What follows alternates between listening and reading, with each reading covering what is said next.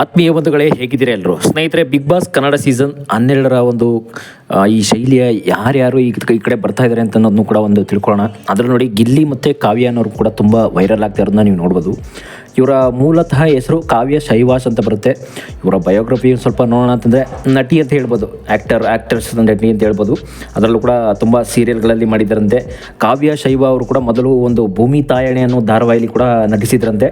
ಅದಾದಮೇಲೆ ಆ ಬಳಿಕ ಅವರು ಕೆಂಡಸಪ್ಪಿಗೆ ಅನ್ನೋ ಧಾರಾವಾಹಿಲಿ ನಟಿಸ್ತಾರೆ. ಸುಮನ ಅನ್ನೋ ಪಾತ್ರದಲ್ಲಿ ಕೂಡ ಕಾಣಿಸ್ಕೊಳ್ತಾರೆ ನೋಡಿ. ಇದಾದ ಬಳಿಕ ಡ್ಯಾನ್ಸ್ ಶೋನಲ್ಲೂ ಕೂಡ ಭಾಗವಹಿಸ್ತಾರೆ ನೋಡಿ. ಕೊತ್ತಲವಾಡಿ ಅನ್ನೋ ಒಂದು ಪುಷ್ಪ ಅರುಣ್ ಕುಮಾರ್ ನಿರ್ಮಾಣದ ಆ ಚಿತ್ರದಲ್ಲೂ ಕೂಡ ಕಾಣಿಸ್ಕೊತಾರೆ ಕಾವ್ಯ ಅನ್ನೋರು. ಅದು ಬಿಟ್ಟರೆ ಇವರು ಮೂಲತಃ ಬಂದರೆ ಯಾವ ಊರವರು ಮತ್ತು ಇವ್ರ ಬಯೋಗ್ರಫಿ ತಿಳ್ಕೊಳ್ಳೋಣ. ಅದಕ್ಕೂ ಮುಂಚೆ ಏನಂತಂದರೆ, ನಮ್ಮ ಚಾನಲ್ ಫಸ್ಟ್ ಟೈಮ್ ನೋಡ್ತಾ ಇದ್ದರೆ ದಯವಿಟ್ಟು ಸಬ್ಸ್ಕ್ರೈಬ್ ಮಾಡಿ ನೋಡಿ. ಸದಾ ನಿಮ್ಮ ಅವಕಾಶ ಬೆಂಬಲ ಹೀಗೆ ಇರುತ್ತೆ ಅಂತ ಕೇಳ್ಕೊತೀವಿ. ಸ್ನೇಹಿತರೆ, ಕಾವ್ಯ ಅಂತನ್ನೋರು ಏಪ್ರಿಲ್ 6, 1999ರಲ್ಲಿ ಜನಿಸ್ತಾರೆ. ಎಲ್ಲಿಂತಂದರೆ ಮಂಡ್ಯ ಜಿಲ್ಲೆಯ ಕೇರ್ಪೇಟೆ ಮೂಲದಲ್ಲಿ.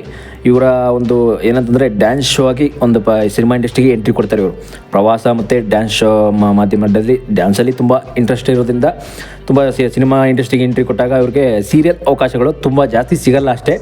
ಸ್ಟಾರ್ಟಿಂಗಲ್ಲಂತೂ ಇವ್ರಿಗೆ ನಟನೆ ಮತ್ತು ಮಾಡಲಿಂಗ್ ಅಂತಂದರೆ ತುಂಬ ಇಷ್ಟ. ಒಂದು ಮೇಕಪ್ ಮಾಡಲಿಂಗ್ ಅಂತ ನಾವೇನು ಕರಿತೀವಿ, ನಟನೆಯಲ್ಲಿ ಅವಕಾಶಗಳು ಈ ಥರ ಸಿಗಬೇಕು, ಒಂದು ಅವಕಾಶವನ್ನು ನಾವು ನಟನೆ ಮಾಡ್ಕೋಬೇಕು ಅಂತೆಲ್ಲ ತುಂಬ ಹೋರಾಡ್ತಾರೆ. ಯಾಕೆ ಅಂತಂದರೆ, ಪ್ರೊಫೆಷನ್ ಅಂತ ಬಂದಾಗ ನೋಡಿ, ನಟನೆಯನ್ನೇ ನಮ್ಮ ಜೀವನ ಮಾಡ್ಕೊಂಬಿಡ್ಬೇಕು ಅಂತಂದರೆ ಈಗ ಎಂಥ ಕಾಲದಲ್ಲಿ ಇದ್ದೀವಿ ಅಂತಂದರೆ, ಸೋಷಿಯಲ್ ಮೀಡಿಯಾದಲ್ಲೂ ಕೂಡ ಎಷ್ಟೆಷ್ಟು ರೀಲ್ ಸ್ಟಾರ್ಗಳೆಲ್ಲ ನಾವು ನೋಡ್ತಾ ಇರ್ಬೋದು.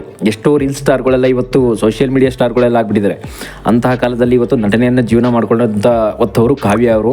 ಆದರೂ ಕೂಡ ಗಿಲ್ಲಿ ನಟನ ಒಂದು ಆ್ಯಕ್ಟಿಂಗ್ ಎಲ್ಲ ನೀವು ನೋಡ್ಬೋದು. ಅವರ ಒಂದು ಬಿಗ್ ಬಾಸಲ್ಲಿ ಗಿಲ್ಲಿ ಅವರು ಕಾವು ಅಂತೆಲ್ಲ ಪ್ರೀತಿಯಿಂದ ಕರೀತಕ್ಕಂಥದ್ದು.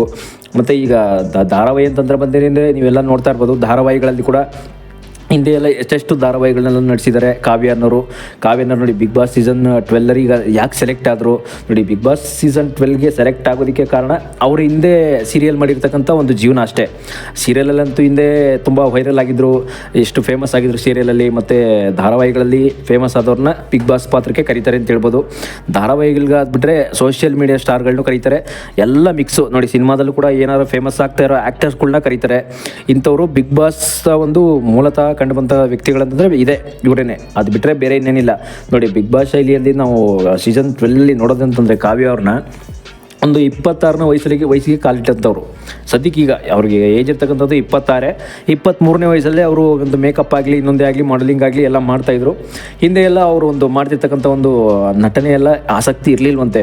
ನಟನೆಯನ್ನು ನಮ್ಮ ಜೀವನ ಮಾಡ್ಕೊಳ್ಳೋದು ಹೇಗೆ, ಈಗ ನಾವು ಒಬ್ಬ ಆ್ಯಕ್ಟ್ರೆಸ್ ಆಗಬೇಕು, ನಾವು ನಟಿ ಆಗಬೇಕು ಅಂತಂದರೆ ಏನೇನೆಲ್ಲ ಸವಾಲುಗಳನ್ನು ಎದುರಿಸಬೇಕಾಗುತ್ತೆ ಅಂತ ಅವ್ರಿಗೂ ಕೂಡ ತುಂಬ ಅನುಮಾನ ಇತ್ತಂತೆ. ಆ ಟೈಮಲ್ಲಿ ಏನು ಮಾಡಬೇಕು ಅಂತ ಕೂಡ ಗೊತ್ತಾಗದೆ, ನಾವೇನು ಮಾಡೋಣ ಮುಂದೆ, ಈ ರೀತಿ ಈಗ ಆಗೋಯ್ತಲ್ಲ ಜೀವನ ಅಂತಂದ್ಬಿಟ್ಟು ಕೂಡ ಕೊನೆಗೆ ಅವರು ಕೂಡ ಸಣ್ಣದೊಂದು ಸೀರಿಯಲೆಲ್ಲ ಅವಕಾಶ ಸಿಕ್ಕಿದಾಗ, ನೀವು ನೋಡಿ, ಮೊದಲೇ ಹೇಳಿದೆ ನಾನು ನಿಮಗೆ, ಭೂಮಿ ತಾಯಣೆ ಅಂತ ಕೂಡ ಒಂದು ಧಾರಾವಾಹಿಲಿ ಒಂದು ಸಣ್ಣ ಪಾತ್ರವನ್ನು ಕೊಟ್ಟಿದ್ರಂತೆ ಅಷ್ಟೇ.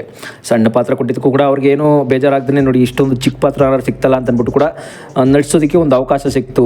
ಆ ಥರ ಒಂದು ಅವಕಾಶ ಸಿಕ್ಕಿದ್ದು ಏನೋ ಒಂದು ನಮ್ಮ ಒಂದು ದೇವರ ಆಶೀರ್ವಾದ ಅಂತ ಕೂಡ ನೆನೆಸ್ಕೊಂಡು, ಅದ್ರ ಬಳಿಕ ಅವರು ಒಂದು ಕೆಂಡಸಪ್ಪಿಗೆ ಅನ್ನೋ ಧಾರಾವಾಹಿಲಿ ಸಮಾನ ಮತ್ತು ಸುಮನ ಅಥವಾ ಸಮನ ಅನ್ನೋ ಒಂದು ಪಾತ್ರದಲ್ಲಿ ತುಂಬ ಫೇಮಸ್ ಆಗಿರ್ತಾರೆ ನೋಡಿ, ಕೆಂಡಸಮ್ಮಿಗೆ ಪಾತ್ರದಲ್ಲಿ. ಅದು ಬಿಟ್ಟರೆ ಈಗ ಬರ್ತಕ್ಕಂಥ ಡ್ಯಾನ್ಸ್ ಶೋನಲ್ಲೂ ಕೂಡ ಭಾಗವಹಿಸ್ತಾರೆ. ಡ್ಯಾನ್ಸ್ ಶೋನಲ್ಲಿ ತುಂಬ ವೈರಲ್ ಆಗಿದೆ ಡ್ಯಾನ್ಸ್ ಶೋ. ಅದು ಬಿಟ್ಟರೆ ಕೊತ್ತಲವಾಡಿ ಅನ್ನುವ ಒಂದು ಪುಷ್ಪ ಅರುಣ್ ಕುಮಾರ್ ನಿರ್ಮಾಣದ ಸಿನಿಮಾದಲ್ಲಿ, ಕೊತ್ತಲವಾಡಿ ಸಿನಿಮಾದಲ್ಲೇ ಅವರು ತುಂಬ ಫೇಮಸ್ ಆಗಿದ್ದಕ್ಕೆ ಅವರನ್ನು ಬಿಗ್ ಬಾಸ್ಗೆ ಕರೆಯೋದಕ್ಕೆ ಒಂದು ಅವಕಾಶ ಸಿಗುತ್ತೆ ನೋಡಿ. ಬಿಗ್ ಬಾಸಲ್ಲಿ ಫೇಮಸ್ ಆಗಬೇಕು ಅಂದರೆ ನೀವೆಲ್ಲ ನೋಡ್ತಾ ಇರ್ತೀರಾ, ಬಿಗ್ ಬಾಸ್ ಅಂತ ನೀವು. ಒಂದು ಮ್ಯೂಸಿಕ್ ಆಗಲಿ, ಒಂದು ಸೌಂಡ್ ಆಗಲಿ, ಇದರಲ್ಲೆಲ್ಲ ಫೇಮಸ್ ಆಗಬೇಕು ನಾವು ಅಂತಂದರೆ, ಎಲ್ಲಾದರೂ ನಮ್ಮ ಹಿಂದೆ ಎಲ್ಲಾದರೂ ಒಂದು ಸೋಷಿಯಲ್ ಮೀಡಿಯಾ ಆಗಲಿ, ಒಂದು ಧಾರಾವಾಹಿ ಸೀರಿಯಲ್ ಆಗಲಿ, ಸಿನಿಮಾ ಆಗಲಿ, ಒಂದು ಸೈಡ್ ಆ್ಯಕ್ಟರ್ಸ್ ಆಗಲಿ, ಎಲ್ಲಾದರೂ ಒಂದು ಕಾಮಿಡಿ ಪಾತ್ರದಲ್ಲಾಗಲಿ, ಈ ಥರ ಒಂದು ಶೋಗಳಲ್ಲಿ ನಾವು ಕಾಣಿಸ್ಕೊಂಡಿರಬೇಕು. ಫೇಮಸ್ ಆಗಬೇಕು ಅಂದರೆ ಅಷ್ಟೇ, ಬೇರೆ ಇನ್ನೇನಿಲ್ಲ ನೋಡಿ. ಈ ಥರ ಒಂದು ಫೇಮಸ್ ಆಗಿದ್ದರೆ ನಾವು ಬಿಗ್ ಬಾಸ್ 12ಗೆ ಸೀಸನ್ಗೆ ಆಯ್ಕೆ ಆಗ್ತೀವಿ. ಇಲ್ಲಾಂದರೆ ಬಿಗ್ ಬಾಸ್ಗೆ ಆಯ್ಕೆ ಮಾಡ್ಕೊಳ್ಳಲ್ಲ ಅವರು. ಯಾಕೆಂತಂದರೆ ಬಿಗ್ ಬಾಸ್ಗೆ ಆಯ್ಕೆ ಆಗಬೇಕು ಅಂದರೆ ಫೇಮಸ್ ಆಗಿರ್ತಕ್ಕಂಥವ್ರು ಒಬ್ಬರು ಇಬ್ಬರು ಮಾತ್ರ ಇರಲ್ಲ, ತುಂಬ ಜನಗಳಿರ್ತಾರೆ. ಈ ಸಿನಿಮಾ ಇಂಡಸ್ಟ್ರಿ ಅವಕಾಶ ಅಂತಂದರೆ ನೀವು ಏನೋ ಅಂದ್ಕೊಂಡಿರ್ತೀರಾ, ಈಗ ಅವಕಾಶ ಸಿಗಬೇಕು ಅಂತಂದರೆ ನಮಗೆ ಏನೋ ನಟನೆ ಬಂದರೂ ಸಾಕು ಅವಕಾಶ ಸಿಕ್ಬಿಡುತ್ತೆ ಅಂದ್ಕೊಂಡಿರ್ತೀವಿ. ನಟನೆ ಇದ್ದರೆ ಮಾತ್ರ ಸಾಲದು.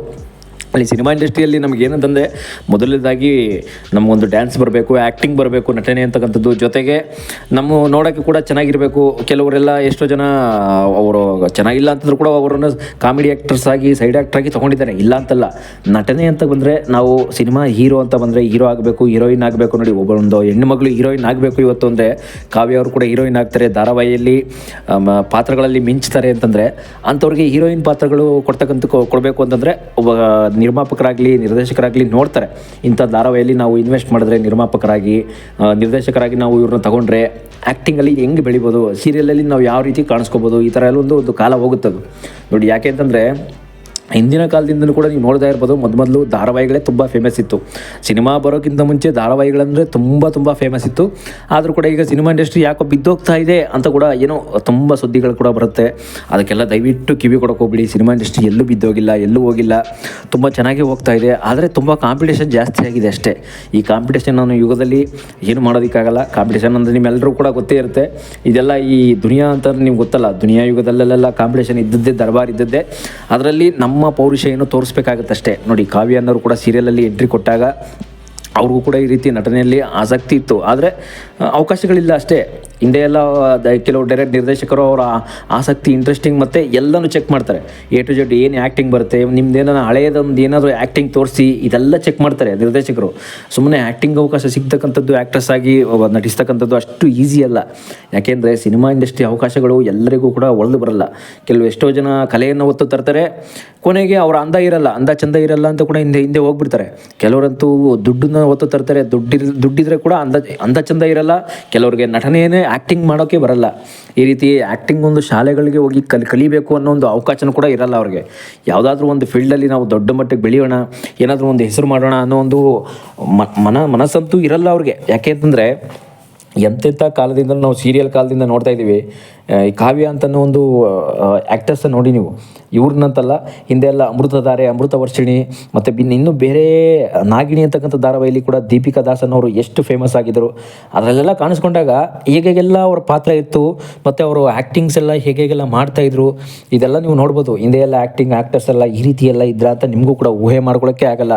ಆ ಆ್ಯಕ್ಟರ್ಸ್ ಎಲ್ಲ ಇವತ್ತು ಯಾವ ಮಟ್ಟಕ್ಕೆ ಬಂದುಬಿಟ್ಟಿದ್ದಾರೆ, ಎಲ್ಲಿದ್ದಾರೆ ಅವರು, ಏನು ಮಾಡ್ತಾಯಿದ್ದಾರೆ, ಮತ್ತು ಧಾರಾವಾಹಿಗಳನ್ನ ಯಾಕೆ ಬಿಟ್ಬಿಟ್ರು, ನಿಲ್ಲಿಸ್ಬಿಟ್ರು, ಏನಾಯಿತು ಅವ್ರಿಗೆ, ಅವಕಾಶಗಳೆಲ್ಲ ಕಮ್ಮಿ ಆಗೋಯ್ತು ಧಾರಾವಾಹಿಯಿಂದ, ಈ ಥರ ಎಲ್ಲ ನೀವು ಕೇಳ್ಕೊಬೋದು. ಬಟ್ ಆದರೂ ಕೂಡ ಅದೆಲ್ಲ ಹೇಳ್ತಾ ಹೋದರೆ ಇನ್ನೂ ಮುಂದೆ ಹೋಗ್ತಾ ತಿಳಿಸ್ಕೊಡ್ತೀನಿ. ಕೆಲವು ಸೀರಿಯಲ್ ನಟಿಯರೆಲ್ಲ ಏನು ಮಾಡ್ತಾ ಇದ್ದಾರೆ, ಎಲ್ಲೆಲ್ಲಿದ್ದಾರೆ, ಏನೇನೆಲ್ಲ ಕಾಲಾವಕಾಶಗಳನ್ನ ಕಳ್ಕೊಂಡ್ಬಿಟ್ರು, ಹಿಂದೆ ಎಲ್ಲ ಹೇಗೆಲ್ಲ ಫೇಮಸ್ ಆದವ್ರು ಈಗ ಎಲ್ಲಿಗೆ ಹೋಗ್ಬಿಟ್ರು, ಎಲ್ಲವನ್ನು ನೆಕ್ಸ್ಟ್ ಸೀಸನಲ್ಲಿ ನೆಕ್ಸ್ಟ್ ಎಪಿಸೋಡಲ್ಲಿ ತಿಳ್ಕೊಳ್ಳೋಣ. ಸ್ನೇಹಿತರೆ, ಅದಕ್ಕೆ ಮುಂಚೆ ನಮ್ಮ ಚಾನಲ್ನೆಲ್ಲ ಫಸ್ಟ್ ಟೈಮ್ ನೋಡ್ತಾ ಇದ್ದಾರೆ, ದಯವಿಟ್ಟು ಸಬ್ಸ್ಕ್ರೈಬ್ ಮಾಡಿ ನೋಡಿ. ಸದಾ ನಿಮ್ಮ ಅವಕಾಶ ಹೀಗೆ ಇರುತ್ತೆ. ಯಾಕೆಂದರೆ ಹೋಗ್ತಾ ಇನ್ನೂ ಹೆಚ್ಚಿನದಾಗಿ ಬೆಂಬಲ ಸಿಗುತ್ತೆ, ಹೆಚ್ಚಿನದಾಗಿ ನಿಮ್ಮ ಒಂದು ಅವಕಾಶ.